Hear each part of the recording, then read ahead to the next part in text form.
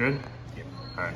So I'm Aaron Billings, 29 years old, stationed down in Wichita Falls, but originally from Scranton, PA. I got into shooting or CBA with my grandfather. He's been shooting for as long as I can remember. I've been shooting guns and pistols and whatever, bows and arrows, everything since I was probably 3 years old. But getting into the CBA, I initially joined in 2019, but then I got sent to Korea, so my membership expired. But coming back into it, I'm really glad I did, especially coming to a national shoot. Allows me to see more of a broader spectrum of how everything's done. Going to the meeting, kind of seeing more in depth of what the CBA is all about. Yeah, I like it. Hopefully next year I'll have my own gun to bring in, and it'll be cool. Okay.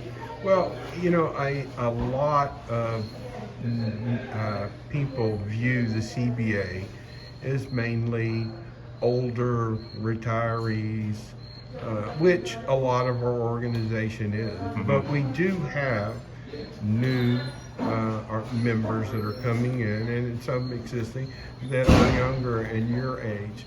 And what would you say to people your age and younger that are interested in getting started and shooting cast bullets? What would you tell them to encourage them to do so and to join the CBA? What the benefit would be to join the CBA? Just join, not join now, but try to get interested, get involved earlier in life. There's a lot to it. There's a lot more than I thought there was. I remember growing up and just being out in the barn casting bullets with my grandfather, and I thought it was the most boring thing ever. But now, coming to a national shoot, even shooting down in Tamaqua in Pennsylvania, just seeing how in depth and how articulate and how intricate everything has to be, it makes it a lot more fun, especially if we start out now. Waiting until you're retired, you probably want to burn your money on other things. So to newer generation, definitely start early.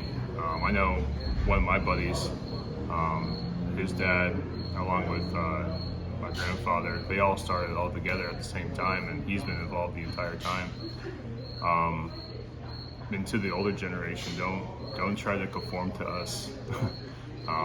Just because we're new, we might have a different outlook on things and how to run operations and stuff.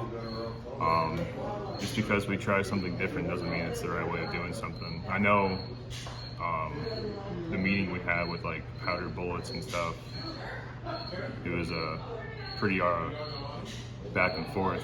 But if there's something leaning towards the newer generation to get us more involved, I'd say don't do it, because the reason that a lot of us are joining is because it's an older style, it's more traditional. Just like how people want to shoot recurves or longbows. There's a reason why we want to do it.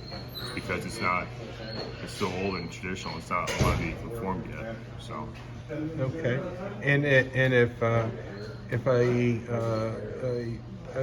young shooter, if he or she only had an AR and 223, would you discourage them from coming and trying to shoot those guns? Absolutely not. And like I said, there's a broad spectrum of rifles. We have unrestricted pistols that weigh 50, 60 pounds. They have military rifles. They got heavy base production. Just, if you have a gun, you can make a bullet for it. You can shoot it. All right. And when you say military, you're referring to surplus rifles, not current military. Yeah. Rifles. I actually have a 8mm Mauser that I'm planning on getting done up and configuring it to this kind of shooting. But yeah, ARs, 8mm Mausers, the Mosin Nagants, anything like that. Like I said, if you can make a bullet for it, you can shoot it. Great, Aaron. Well, thank you so much for taking the time to give us this interview today. Yes, sir.